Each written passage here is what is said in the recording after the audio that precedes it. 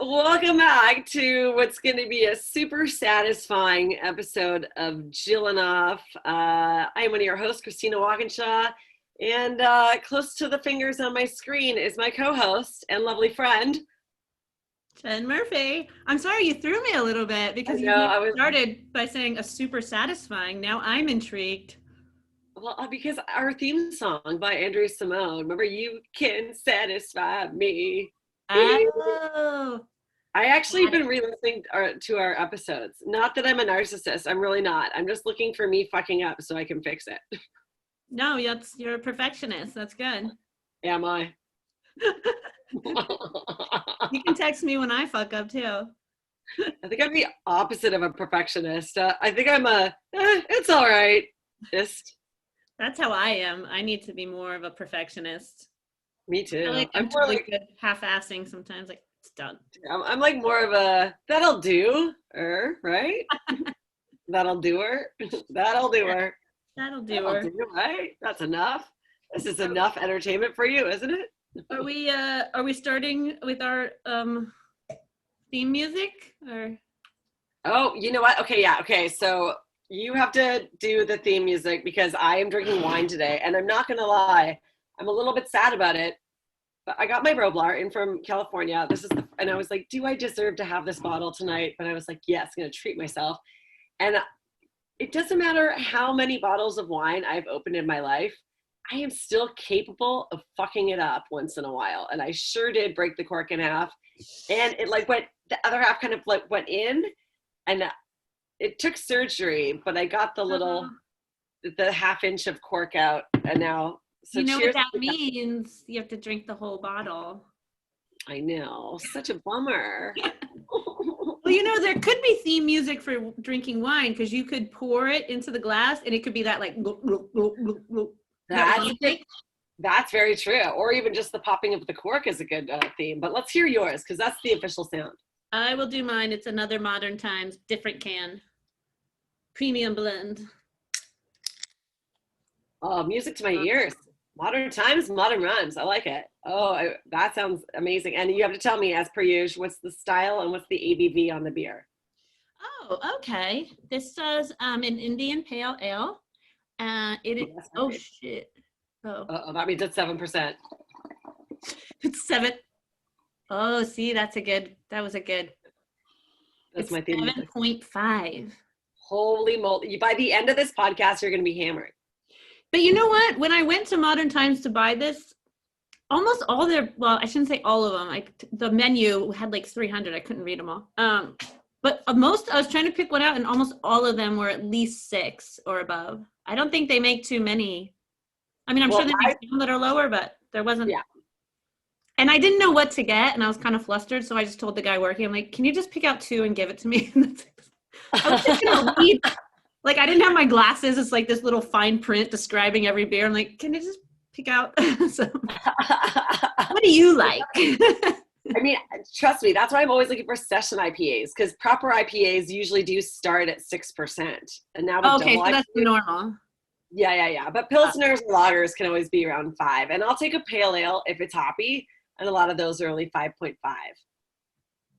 So, well, this is my first beer, so I don't think I'll be too hammered by the end. This is my first glass of wine, and I mean, we do know that wine. Wine is always like 14%, right? Yeah, but you don't drink as much of it as. That's what you think. Oh yeah, that's true. Oh yeah, what am I talking about? You're always making me feel bad that my beer is a high percentage. I don't even realize you're drinking double. I'm such an ass, eh? Double the percentage. No, I think, obviously this is like a 5-ounce pour. This is a working pour. This is 5 ounces. I drank a lot of water today. I didn't drink it all yesterday, but to be fair, it was the shortest day of the year.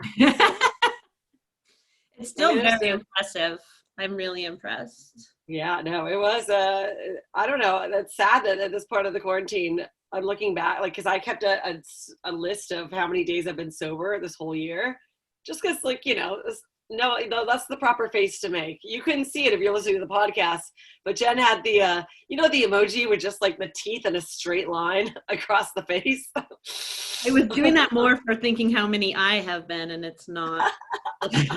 I'm sure you have way more days than me. I mean, it just makes, I feel like I'm drinking every day, but I'm having like a glass of wine or 2 glasses of wine. I'm not like waking up in the morning and like cracking open some bourbon or anything. Like, You're good. Yeah, no, I'm not in my Leaving Las Vegas reboot or anything.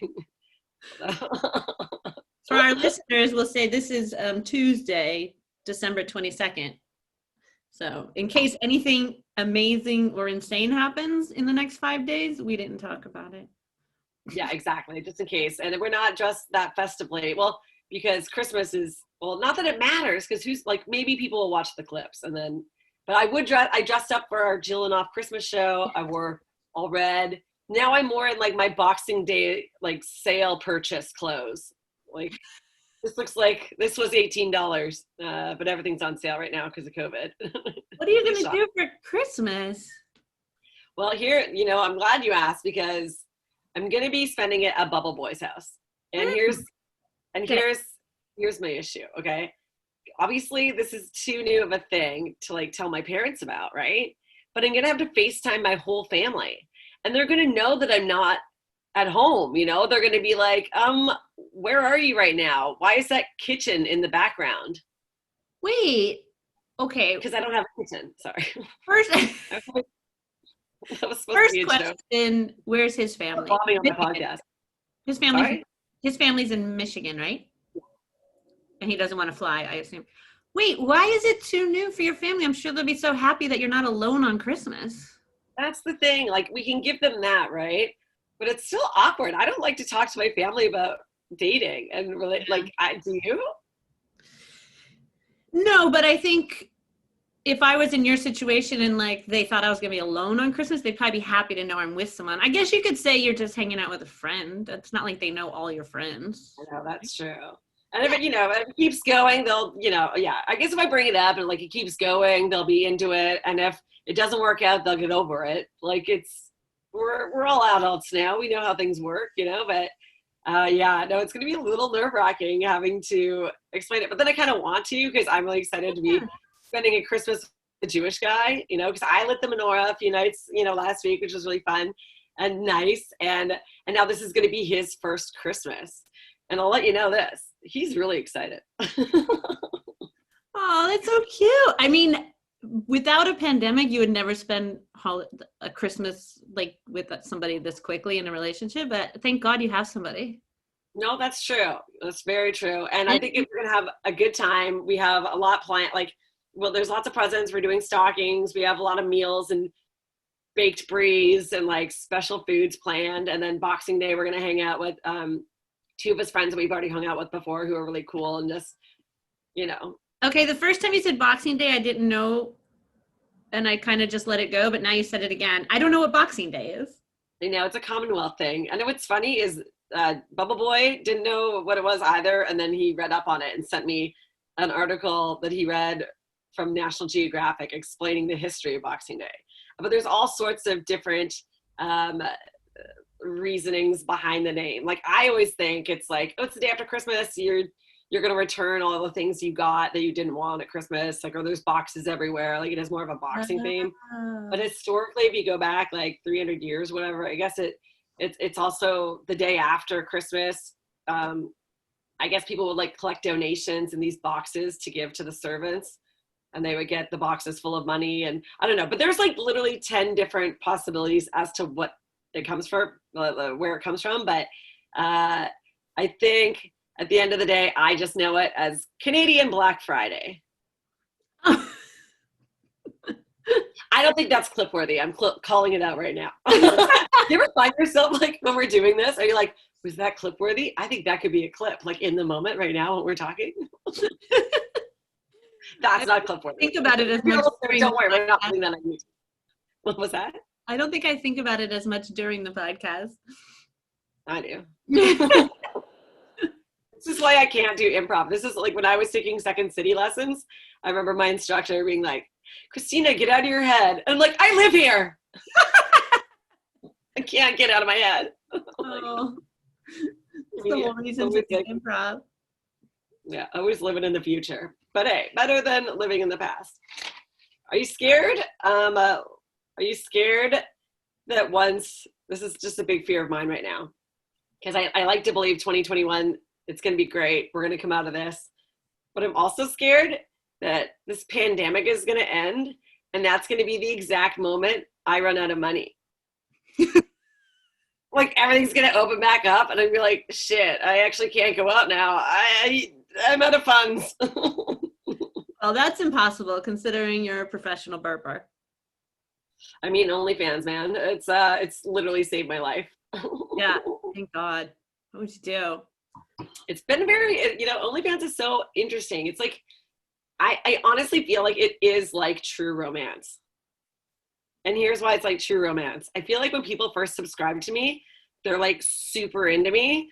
And then a month later, they're gone. Wait. So you're not talking about True Romance the movie? Oh, no. I meant like real romance. Okay. Oh, shit. Sorry. I was like, wait, is some guy going to come try and beat the shit out of you? What's happening? Could be that too, actually. You're selling cocaine? Let's just sell down the True Romance analogy on both accounts, just in case. Oh, my God. Well, I can tell you I'm probably going to be out of money because I'm, like, my one biggest form of entertainment right now is doing FanDuel, where you bet on games.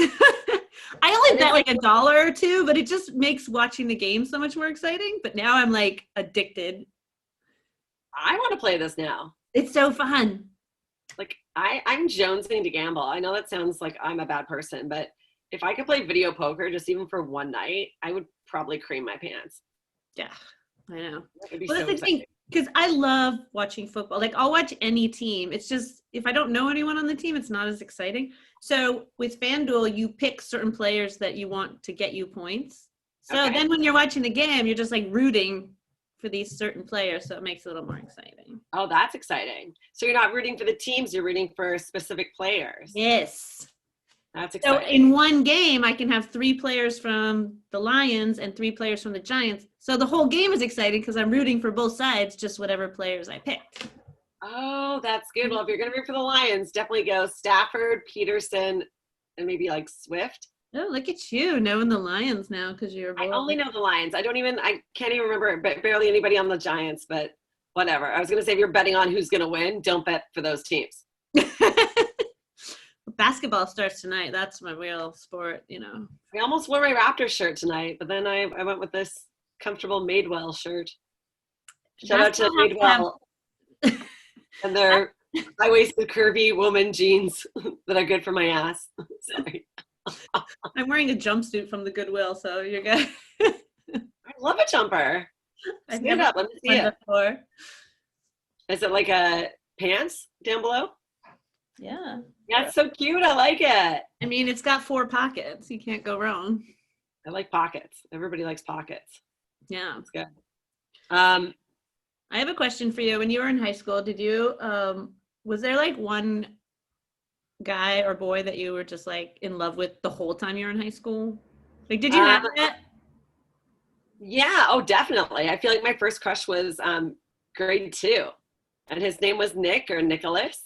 Nicholas Ald, I think was his last name. And yeah, I loved him.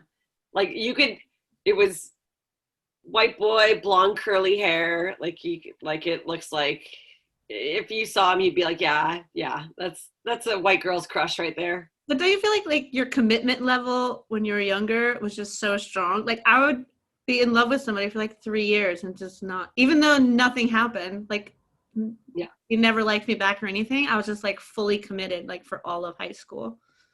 Oh, I get it. But didn't you have waves, or did you just keep vying for the person and hoping and coming after them? I just kept hoping. I never had a boyfriend in high school. I was a very late bloomer. But I do feel like my first 5 crushes in life, I never attained. Yeah. The reason I thought of it is because last night I talked to, so I have one best friend from high school that I still have, that I'm still in contact with and stuff. That's about it. I don't really talk to, like I'm friends on Facebook with some people, but I don't talk to them. But so she, last night we talked on the phone and she was like, So the guy I was so in love with in high school is Josh Steinberg. And she was like, Josh, I happened to randomly talk to him on Instagram. We haven't talked in years. And he asked about you. And I was like, what? I like freaked out. I was like, Josh asked about me. And she was God, like, I love it. she was like, well, it's been like 25 years. But she was like, I think he just wanted to know you're still alive. Like, don't worry. He's still not interested. It's okay. No, you're too not hard on yourself, but the fact that I got so excited, like as if it was still high school, I was like, oh my God, I'm so pathetic. No, I think that's adorable, and I don't worry about like the future when it comes to love, because I do have enough experience now to know that, you know, a lot of couples go in waves, maybe last 10 years, 20 years. Some people last forever. But I think there are going to be people from our past that we maybe had connections with that when we're older, we might come back together with them. I've heard stories like that. Right? Like, you know, I can't see me being 60 and like maybe, oh, some other guy from my past or somebody I didn't hook up with, let's say, but always kind of we were good friends. And then we meet again when we're 60. And it's like this love story, but these are the kind of love stories that we don't have any like reference point for, because they would never make a movie with like two 60-year-olds getting together finally. Like, I think they've tried to. Diane Keaton's in all of them. I'm not worried. I feel like we're going to be okay. Rather than somebody from high school, I would rather for you that you in 20 years reunited with somebody from the Norwegian cruise. Dude, yeah, now we'll be passengers. You just happen to be backpacking through the Bahamas. I was trying to think of one of the countries that the dude's from. I didn't want to say Serbia because we always use Serbia. We're just backpacking across the Virgin Islands. You run into your former lover. But let's look at my lovers from the cruise ship. So we have the dueling piano player, and then the other Jewish guy. I like Jewish guys. They're my jam. I don't think I ever heard you say that before, but you probably have. Yeah, no, those are, I feel like I like them. It's just, I don't know what it is. I have chicks appeal, or maybe they just like me and I get that flattery the white guys, like the non-Jewish guys don't give me. Do you feel like there really is a difference between like Jewish guys and non, or, I mean, is there something that a trait they have that you really like, or you're just happy? No, I don't know what it is. I don't like, I literally don't know, but there has been, but I feel like I always have all my Jewish romance in America, never in Canada, which is odd because obviously I know Jewish Canadians too, but I don't know. In Canada, I'm always attracted to small town guys. Interesting. Yeah. Small. Oh, like because you lived in the big city. I'm a city gal, and I like my small town men. I like it. Oh. I've been really attracted to a lot of black men recently. What was that? I've been very attracted to a lot of black men. That's always understandable. But I've been paranoid during quarantine because not only am I like so horny and like lonely that I literally turn and look at every single person that walks down the street. I was like but I also, you know, as there's always a little bit of paranoia as a white girl, like, I don't know, or at least for me, I don't know for you. I always tend to get nervous at racism and all that stuff. So because I'm like wearing my mask, but then every time I see a black guy, I turn and I stare and I feel like I'm just like my eyes bulging, like, but then I get nervous, like, do they think I'm like staring at them? Like, you know. They're not going to understand the context of your stare. Like, yeah, exactly. We're attracted to. Then I get nervous and I like throw up a wave, but I do it like too fast, just like this, like this weird, just like, I don't know. Hey, oh my God. And how is your love life going then? Any progress with any of these dudes? No, I have no dudes. Just my 2-year-old. Oh, that sounded creepy. I mean, the little boy I babysit hugs me. I don't know. I've been trying to be more outgoing and stuff, but honestly, how do you even meet someone in quarantine? I mean, you managed to do it, but that's I did it, but It was full-blown blind date, though. It was like my friend in Canada was like, my cousin's in his house in Park Slope. I don't know if he ever leaves the house. You should go and just hang out with him. I was like, oh. Oh, So we yeah, did that was a outdoor setup? thing. Yeah, that was a blind date. Remember, I didn't know anything. I didn't even have a picture. All I had was his Bitmoji because he shared his Apple contact with me when we started texting. That's right. For some reason, I thought that he was off of an app or whatever. I didn't realize it was a setup from a cousin. An old school, and I wanted it as a blind date. I was like, no, I don't even want a picture. We can text and we'll meet in real life, but none of this. I do read them. From their profile picture. Oh, sorry. Sorry, go ahead. Sorry, it's so hard with Zoom we keep talking over each other. I know. Oh well, we'll just cut. Just as long as the clips aren't us talking at the same time. Nobody has to know the whole podcast is like this. I know. It's all about the clips. Sorry, you were saying though. I swear to God, it was your turn to talk. I don't.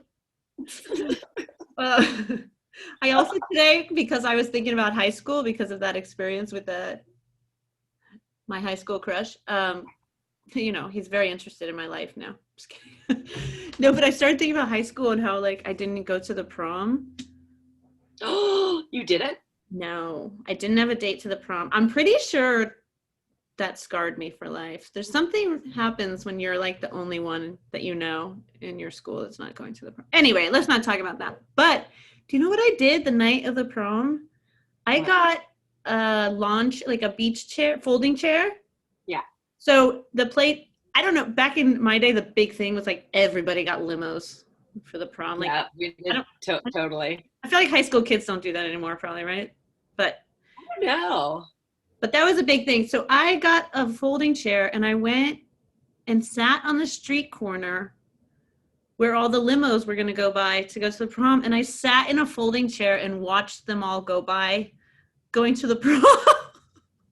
Oh, no, that's the saddest thing. But why would I do that? How weird is that? Oh, no. So you just saw everybody parading by you. I just want you to know there's probably a lot of people who might listen to the podcast and be like, Jen's probably getting sadder as she gets older. No, I was way worse. I'm actually getting better. Oh, no. This makes me so sad. Oh, no. Don't cry. We need to have a prom for you. Maybe we could find a reason to throw a prom. Maybe if our podcast ever takes off, I'm throwing you a Jillin off prom and inviting everybody, and you're going to go, and it's going to be great. You're going to be the queen of the Jillin off prom. Oh, thank you, Christina. I appreciate that. I didn't mean to make you sad. No, that is like, I love you, but for real, that's one of the most depressing stories I've ever heard in my life. I can't think of anything sadder than that. Actually, you know what? Maybe the only thing sadder than your prom story would be my prom story, although in Canada we call it grad. Oh. I went totally sober. What? That's it. No, yours is sadder. I was so goody two-shoes in high school. I never drank, but I had so much fun. But everybody else was like getting drunk and throwing up, and I was like, okay, well, who needs a ride? Yeah, it's probably better. But did you have a boyfriend at the time, or did you just find a random? Yeah, I went with a platonic date. But I don't think I was a platonic friend. But I don't think I was the best date. I think I kind of fucked off and I was talking to everybody else and I wasn't really attentive. I think it was basically, foreshadowing for my entire life as a girlfriend. Bye. Bye. Roll off. Whoa.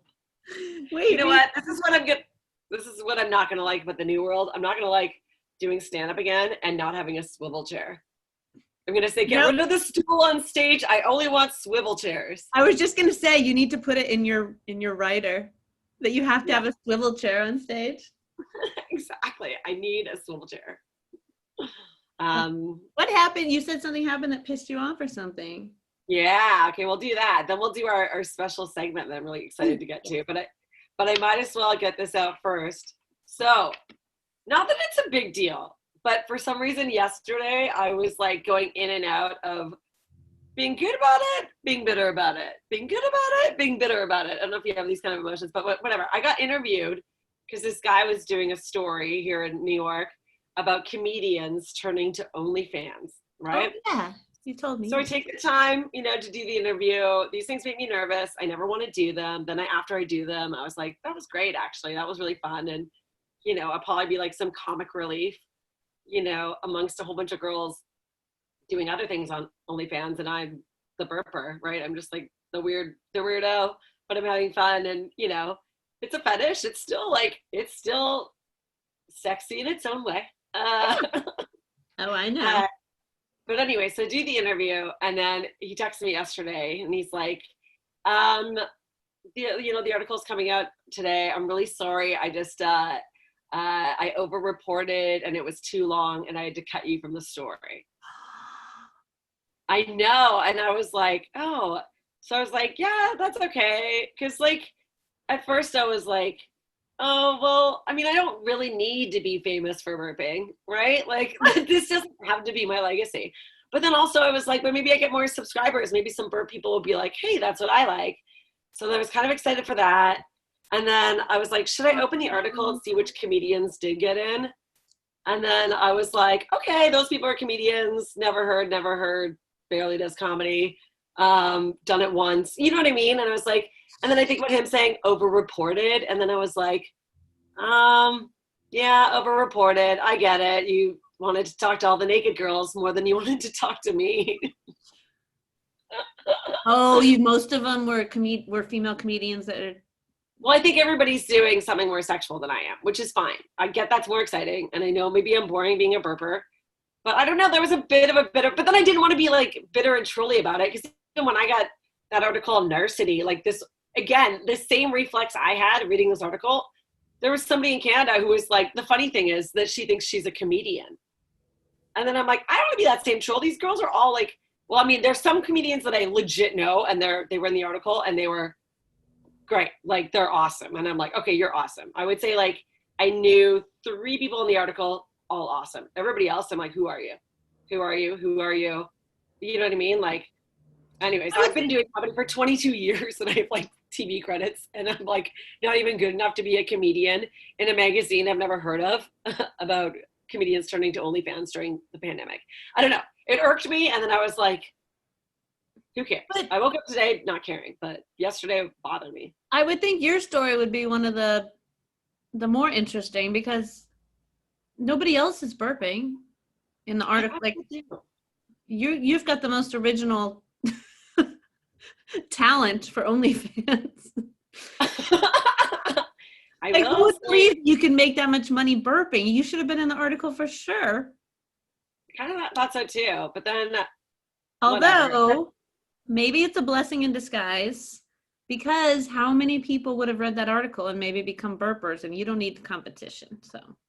I like you putting a positive spin on my life. This is great. Yeah, you're right. But see, I wasn't looking, I didn't think of it as potential competition. I was just thinking hopefully some more subscribers. Yeah. But you're right. And also, I had to be cool about this, because, yeah, at the end of my life, I don't want to be like, well, I peaked when I was burping. So I do need my legacy to be something a little more substantial, maybe. Although I really do like burping, and when they say be your most authentic self, I'm pretty good at burping. It comes quite natural. But anyways, it was just I don't know why. It was just a bit of a burn. But then it went away, and like today I kind of forgot about that whole. Oh, I'm sorry I brought it up. No, it was fully in my notes, which I know we're still getting fun. But when I reread my notes an hour ago, I was like, oh yeah, I'm still going to talk about that. It's still, okay, good. But it's fine. And then, just one last bitter note. I've never heard of the magazine anyways. And the writer doesn't even have as many Twitter followers as me, so who cares? Oh. But I'm not bitter. I'm just kidding. You're way better than him. It's okay. Whatever. I'm still, you know what? My following on OnlyFans is great. They're mighty. I have my own little world. I interact with people. It's great. And I don't need that article. That's it. No, you don't. No, not at all. Anyway. Right. Your special segment. Is there a name for this segment that I forgot? No, I think we have to come up with a name. But I think we did talk about it on the last episode. We're just, because obviously we're talking about, the segment's going to be like, what is the weirdest thing you jilled off to? Or what's the weirdest thing that made you tickle downstairs a little bit? What's the weirdest attraction you had this past week? Like, were you at a bakery and you're like, the baker's hot? Or were you in an Uber? Or were you watching a TV show and you're like, why is the guy who just got slashed in the throat like kind of hot? Like, I don't know, whatever it is. Because of course that clip, I had to repost it because it's so funny when I was like just jilling off to John Lithgow. The delivery. You know, I was jilling off while watching The Crown. I wasn't technically jilling off to Don't explain that. Let people know it's good the way we thought it was. It's better you think I jill off to John Lithgow. That's my brand. I think for some reason, but I don't know if this is weird, but if you know Dwight Howard on the Lakers, he's got these really big, huge shoulders, and there's just this like. Actually, I don't know a lot of basketball players, but I feel like I do. Just picture those shoulders where the muscles are there's like different. There's like bone, muscle, and I'm just like staring at I couldn't stop staring at just the shoulder. Oh. I felt like I wanted to just like raw dog on his shoulder. like hump the shoulder. Like the way a dog humps somebody's leg. I'm like, I just want to see my shoulder. Oh my God, maybe that's a shoulder humper. Maybe that's what I'll call this episode. You're a shoulder humper. I don't even need the rest of his body. Oh my God, that's so funny. Yeah, so just like, I don't know, if anybody had like a weird, I don't know, you just made eyes or something connected with you in a way where you're like, oh, I'm into that. And then I thought they could share it. And then Pete Johansson did comment on my Instagram and he's like, I'm attracted to my wife. And I was like, that's a very original answer. I think that's amazing. That's really cute. Oh, She's sweet. awesome. They're both great. And then you got an email, right? The email works. We used our email and we got an email. I'm very excited. I haven't opened it because I wanted it to be I can't see you while I'm opening it. So in case I make a weird face. Oh, wait. Okay. And also actually this girl responded to Pete's comment and she's like, I'm also attracted to your wife. Okay. So I'm reading this for the first time. Oh, she did. Oh, that was very funny. Should we say her name? Sure. Okay. Yeah. She's a comedian. She's really cool. She's great. Cool. She like books some cool shows around town. She's awesome. Anne Van Epps wrote to us. I'm sorry to say Orlando Bloom, as the elf with the white long hair from The Hobbit. Oh. She's into hobbits. And a lot of girls don't even like short guys. And Steve Buscemi in the 1994 movie Airheads. Okay, I will say, Steve Buscemi would normally be attractive, but I think he's kind of hot. A little bit. Sometimes Buscemi definitely has something about him where you're like, it's one of those moments where you're like, could I picture myself in bed with him? Like you just want to fuck his quirkiness. Yeah, totally. Yeah. That was nice of her to write to us. I love it. I want to get more emails now. I think that's good. Buscemi for sure, man. I was excited to see what movie she was going to reference. So she said Steve Buscemi in the 1994 movie Airheads, as well as in Ghost World, where he plays an aging loner nerd. Oh, who doesn't love a loner nerd? Come on. Oh, you would, wouldn't you? I am a loner nerd. I'm sorry. I can't let that story go. I don't mean to like. What are the chances you like Buscemi in that movie? That's who you're going to future prom with, is Steve Buscemi. Oh, that'd be so great. There's something about those bug eyes too. They're like on the outside of his head. It's already one thing. Like I feel like people should close their eyes a little bit during sex, but if you were to make eye contact with somebody during sex, which does happen periodically during the session, can you imagine making eyes with those? No.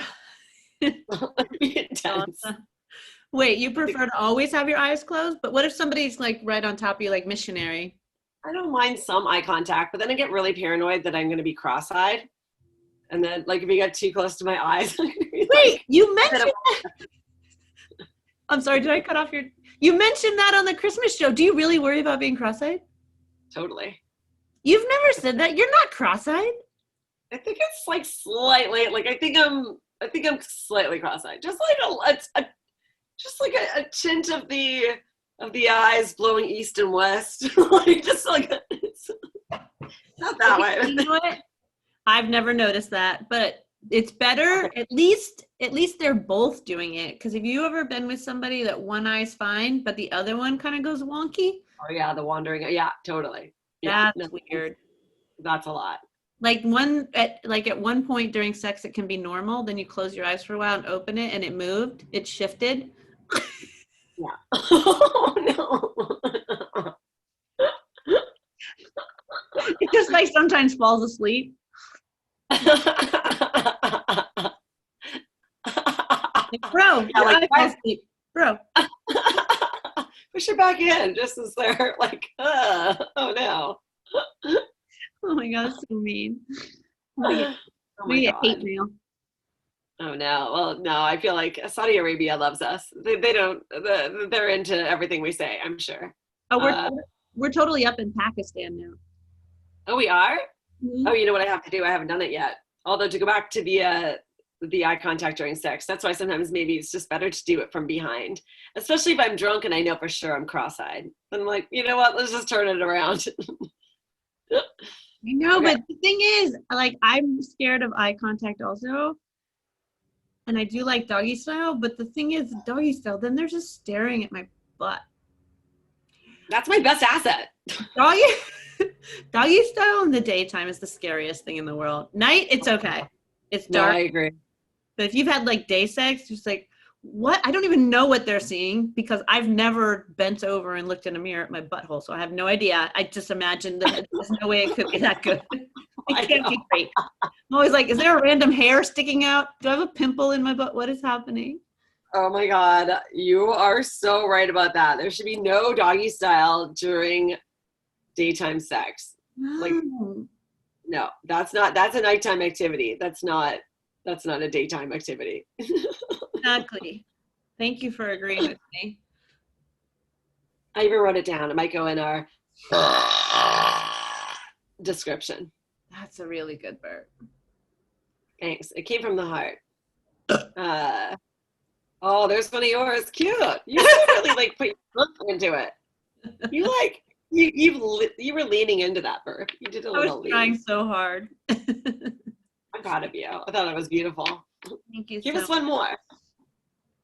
Hold on. And don't forget, when you're out there in Pakistan, I am onlyfans.com/burpsmagoo for your burps pleasure. Ooh.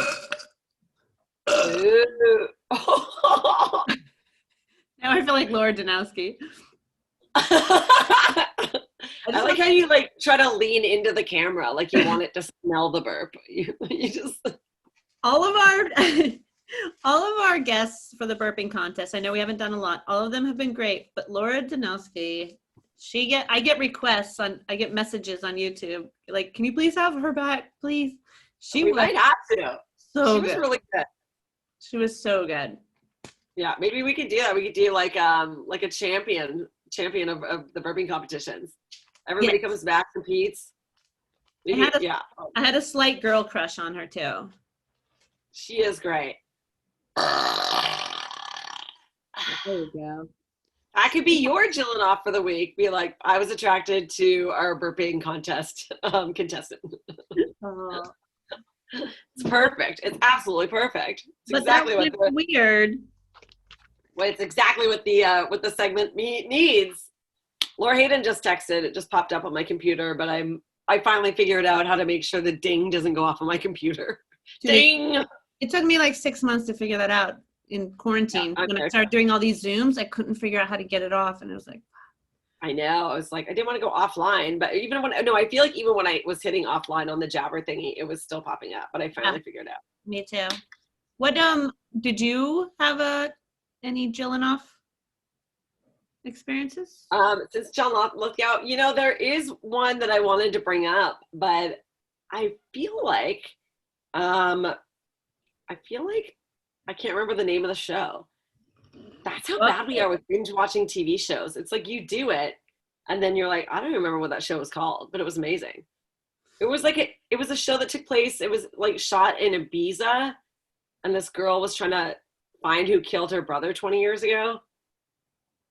I don't know.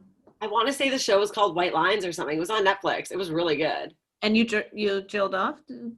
There was a guy on the show who was like a badass, but he was kind of like, he's one of these kind of cusp badass guys where he's kind of in love with the girl and trying to help her out, but he's also trying to be the badass. And, I just can't remember his name, but he was big, tough, and rough. And I was like, ugh.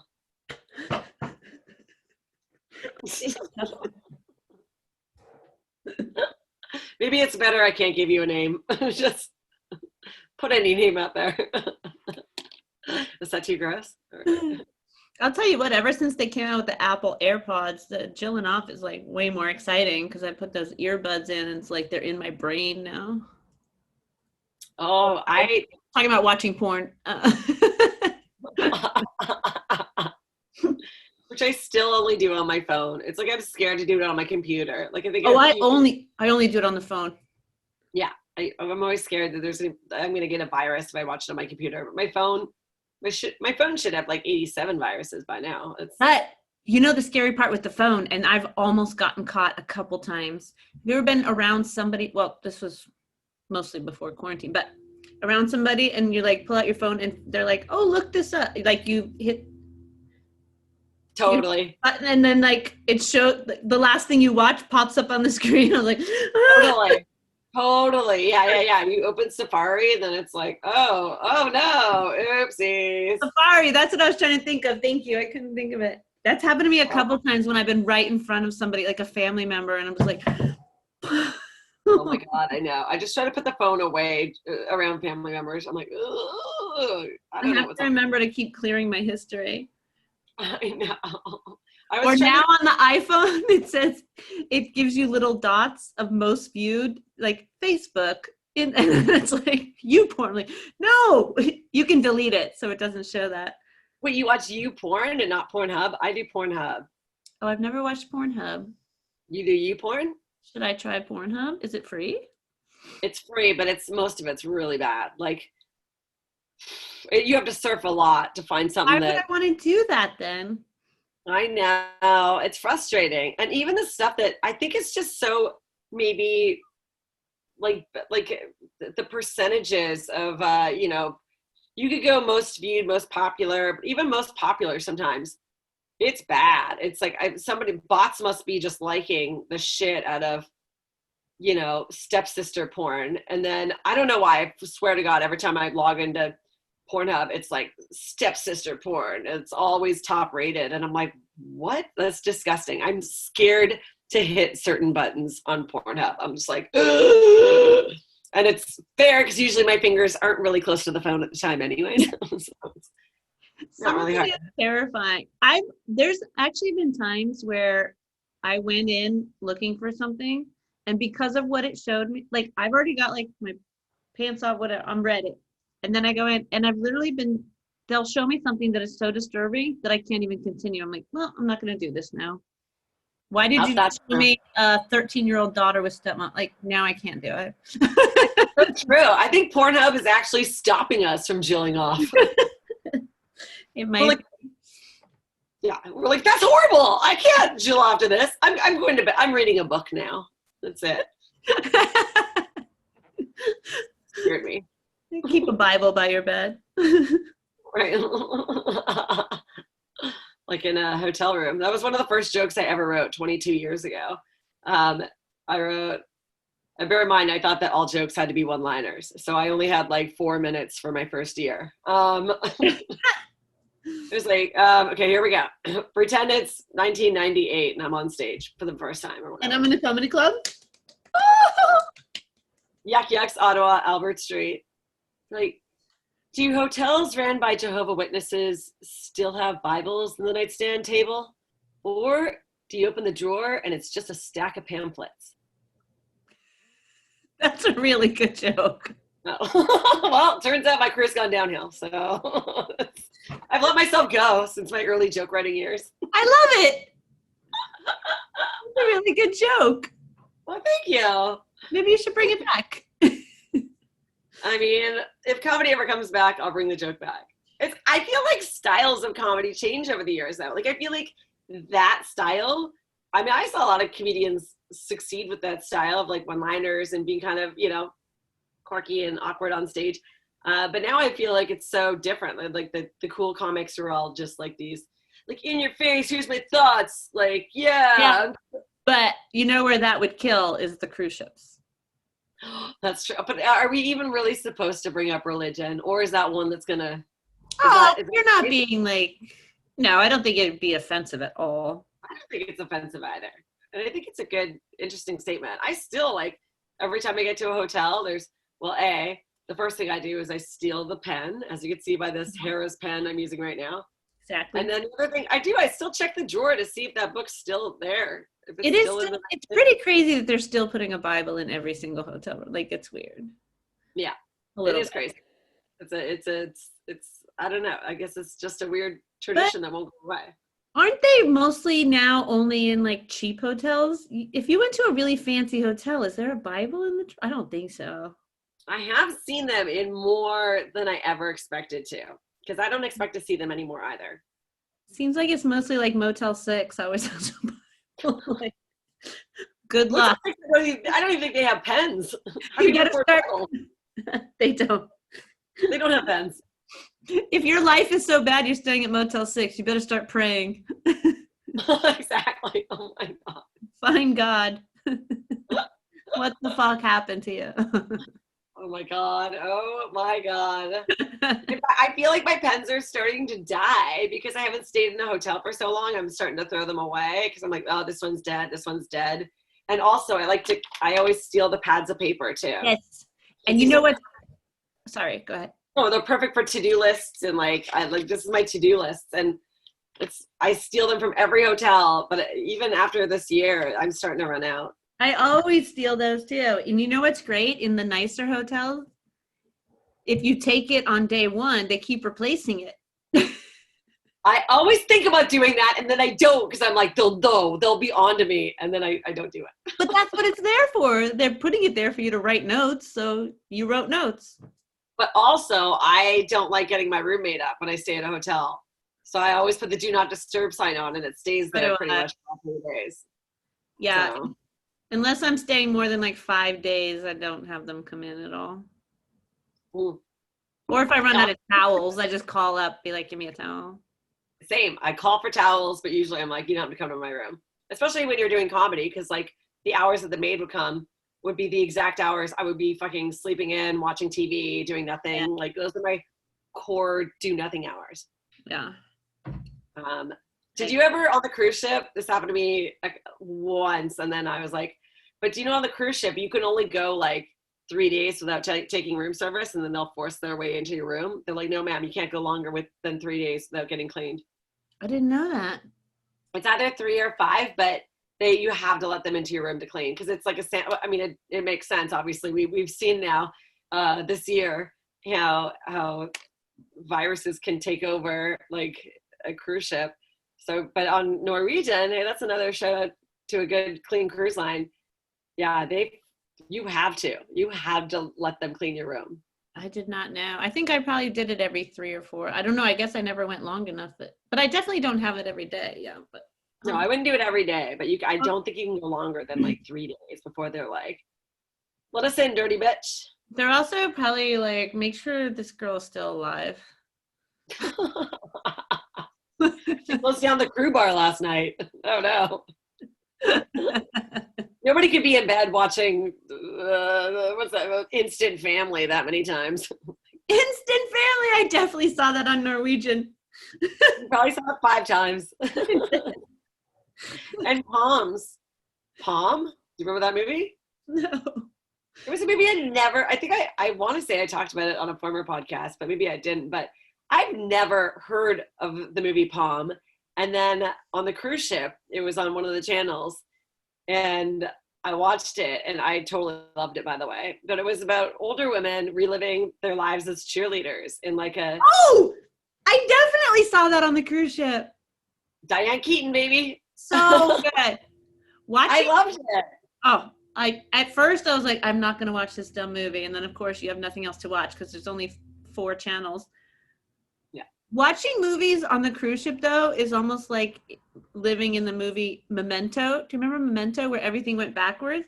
Because I'll turn on the TV, see in the last 10 minutes. And then another time I'll turn on, it'll be at like 30 minutes. Like I'm slowly building the story together. It's so true. Oh my God. You just see you come into your room and you're like, why can't I ever catch this movie from the beginning? I know that feeling. We watch it like second act 7 times and then finally get the whole movie, like piece it together. That's so true. Oh my God. We had to have been working on Norwegian within like a couple weeks of each other to both have the same movies on, because Instant Family and that one I saw. Yeah, Instant Family, Palm, second act. I think they change it like every month or so, probably, right? Or every 6 weeks. Yeah, it's kind of like watching a movie on an airplane too, where I'll watch whatever's on. Do you know what I mean? I'm not going to be, I don't know, some film critic being like, oh, no. I'm like, oh, I'll fucking watch anything that passes 2 hours. In fact, that was good practice for this whole fucking quarantine. Oh, you know what I'm watching right now at home? Yeah. I've been watching this show Manhunt. Deadly Games. Do you know this one or no? I feel like I've seen an ad. Is it Netflix? Where's it on? It's on Netflix, but I'm pretty sure it popped up as like it's like a top 10 right now. Yeah, I feel like I saw an ad. What was that? Sorry, I feel like I saw an ad for it, but I haven't watched it. Go ahead. Yeah, I think it's like number 2 this week on Netflix. So I hit it because I was like, I like any sort of true crime. And so it kind of starts with the bombing at the Atlanta Olympic Games. Oh. So it's all kind of like about bombings and the FBI and stuff. And I got to tell you, this show has scared me out of ever wanting to go to North Carolina. I don't know. I'm still Canadian and I've never really seen a lot of the South, but I was like, oh. Wait, but Atlanta's not in North Carolina. Wait, what is it? Oh, it starts there. Sorry. But once it starts to get okay. Sorry, my bad. I know you're like dumb Canadian doesn't know where Atlanta is. No. I did not think that at all. I just thought I was confused. I was like, wait, what? But, so is the whole show about true crimes? I mean, it's totally scripted. It's a drama. But I mean, based on true crimes. Yeah. You think I would have verified that when I went onto IMDb today. But no, when I go onto IMDb, this is my weird nerdy thing when I'm watching TV and movies. I need to know where it's shot. Really? I've never heard of that. I think it's because growing up, so many things were shot in Canada, and it was always sold as like as an American city. So many things were shot in like Vancouver and Toronto, Montreal, but they're all made to be like New York or Maine or like Portland. Like it's always meant to be, I don't know. They're always kind of crafted as it's an American city. So there was scenes in that show where I was like, I could see that being in a small town in Canada, and especially with like North Carolina and the woods. I was like, that could be BC, and then so I had to look it up, and then it's sure enough they did shoot that in Georgia. But yeah, I don't know. That's my weird IMDb thing where I need to know where a movie is shot, like a movie or a TV show. Where do they shoot that? I don't know. I've never heard anyone say that, but after you gave that explanation, it makes sense. Yeah, it might just be like a Canadian girl thing. Like, did you know that the X-Files were shot in Vancouver? I remember there was a while that a lot of stuff was being shot in Vancouver.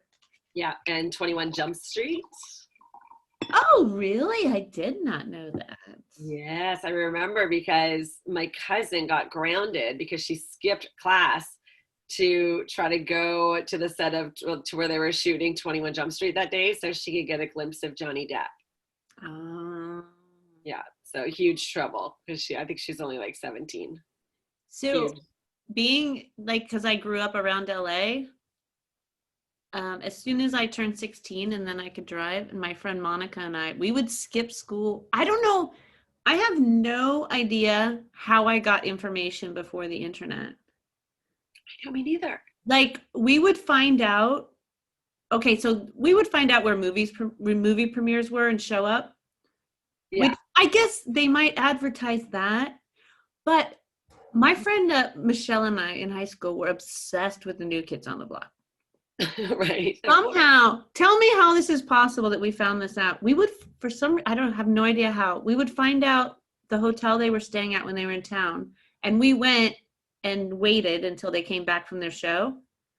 But there was only like 15 of us, and this is at the height of their career. Like nobody else was finding out where they were staying or not showing up. But we did it at least like 3 times. We would stand outside and wait around the time that their show ended and they came back to the hotel. And they would come up and shake our hands and like we were just like dying. We were like, it was like New Kids on the Block at the height. But now I'm like, how the hell did we find out? That's pretty impressive. I don't even know how my cousin really found out how. I think maybe we all knew which school they taped all the school scenes at in Vancouver. So I guess if you could figure out when they were going to be there. But doesn't it seem weird now when we look everything up on the internet that you're like, how did I get any information ever? I don't know how we did. Because even as a teenager, we probably weren't even reading the paper, to be honest. I know. And then the paper was in the bathroom with your dad. Like we had no way to find information. It definitely was not in the paper. I have no idea. So crazy. But we would skip school and go to movie premieres, and we would get there super early, so we'd be in the front of the line. And like we went to like, I think it was Point Break. Keanu Reeves like came right up and shook our hand. It was just, I don't know. See, that's exciting. Growing up in LA and getting having all those stars so close to you. We would have to wait for the soap opera actors to come to the mall in our neighborhood so that we could come and get an autograph. I loved going to the mall. I got like autographs from like Peter Bergman, who's Jack Abbott on The Young and the Restless, Patrick Muldoon, I think was his name, and he was Austin on Days of Our Lives. But we would always go to them. What was his name? Scott Reeves, who was Ryan on The Young and the Restless. Got a good picture with him and an autograph. Remember when autographs were like cool? Yeah. Now you can fucking Cameo from. In fact, Scott Reeves is probably on Cameo. I can look it up. I could probably get a cameo from Victor Newman right now. I used to have to go wait in a lineup. And sometimes, like when I started to get like smarter with this go to the mall situation for the autograph from the soap star, when I met Patrick Muldoon, which I think is his name, I brought him flowers. Oh, that's so sweet. Yeah, but I knew, I was like, this will set me apart from the rest of the girls. I'm going to give him flowers. And then I got a hug or whatever. And, you know, I know you get off on hugs. I thought I'd tell you a hot hug story from my past. Yeah, I just creamed a little bit. You're going to have to wear your Jillin undies. Jillin undies. I've already decided that when I hit menopause, I'm never wearing underwear again. No period, no panties. That's my future. That's it. Bye, Victoria's Secret. Bye.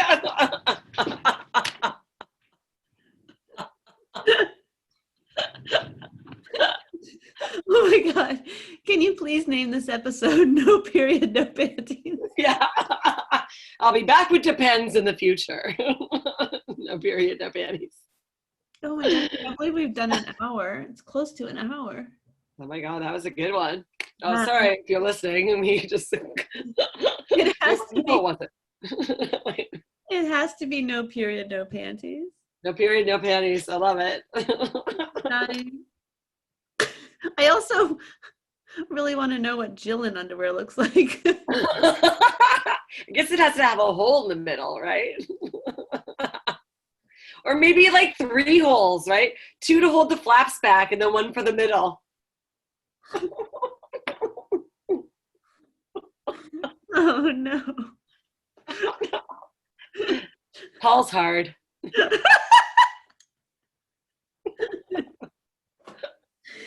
Okay. I played tennis last week, and like after the hour, like, and I sucked the whole hour, by the way. I was really sucking, but then the hour ended and nobody came onto our court. So I was like, should we just stay until somebody else gets on the court? Because these are expensive courts, right? We're playing in those bubbles. Yeah. So we got to play for an extra half an hour. Let me tell you, if this podcast is anything like my tennis game last week, seems like this half an hour that's coming after this podcast ends is going to be way better. Oh, Lord. Well, you really got to stay to the end on our podcast to get your value. Should we plug our show for January 3rd? Yes. 100%. It is in my notes. Another Jillin show. Wasn't the last one so fun? It was so fun. And this lineup coming up, too, is going to be really, really good. It's a ridiculous lineup, you guys. We have, was that a burp? Yeah, it's a good one. Let's put a burp around plugging the show. Yeah. Because that way when people time code it, they'll accidentally get a promo for the next show. Yeah. Okay, I'm gonna burp in between all of the comics' names. That way they'll listen to the whole promo for the January 3rd Jillin show. Oh, I just threw up a little bit. It's 7 p.m., right? 7 p.m. PST. How's that beer, modern times? Well, you know what we should call, we already have a name for the show, but also modern times, because it's even more modern than ever, 2021. We have amazing comics. We have Tom Simmons, DJ Cooch, Sally Ann Hall, and Patrick Keane. That's a really amazing lineup. Oh my God, this lineup is sick. And I only book comics that I want to watch. Like, I don't even book people, that I can just like put my Zoom on mute and then go to the bathroom. Like, I'm watching people, like I'm booking people because I want to watch them, because I like them. No, it's great. I'm so excited. It's going to be great. I'll give you a sneak peek of what the show's going to look like, because I highly doubt Patrick's written any new jokes since I last saw him. No, I'm just kidding. What? He was like, it was funny. I want to do a Patrick joke. Can I just do one of his jokes? Wait, can I do one? Are we going to do the same one? Let's each do a Patrick Keane joke. And it's not true, you guys. He writes tons, because I could tell, because they're all on his Facebook wall and they're all fucking so funny. I feel like we're going to do the same one, though. Yeah, okay, here we go. This is a plug for our January 3rd Jillin show. Here's an example. Here's me doing one of Patrick Keane's jokes that I love. Well, just got my new headshots back. Looks like I'm a writer. I can tell by your face you were too. Now, if the show happens and you listen to this podcast and he does that joke, you're going to laugh even harder. That's the best Patrick Keane joke. I love it. He has so many hits. Every time you just look him up on Facebook. Anyways, everybody on the show is so funny. It's just going to be great. Tom Simmons is writing on the new Miss Pat show. Sally Ann Hall is one of my amazing friends here in New York, who's so funny. I love her. And DJ Cooch, obviously, we worked on cruise ships with him, and he's brilliant, so fun and funny. Fun and funny. Good people, good comedy. That's it. Yeah. Awesome. All right, one last burp to close it out, Jen. Oh, yeah. Okay, hold on. You first. Why don't we do it at the same time? Wait. Oh, okay, same time. All right, ready? 1, 2, 3. Well, we hope you enjoyed this episode of Jillin. Your burp is like an explosion of sperm, and mine's like the ones that just dribble down. Yeah, mine's like a bomb went off, and yours is like a fire hydrant's leaking.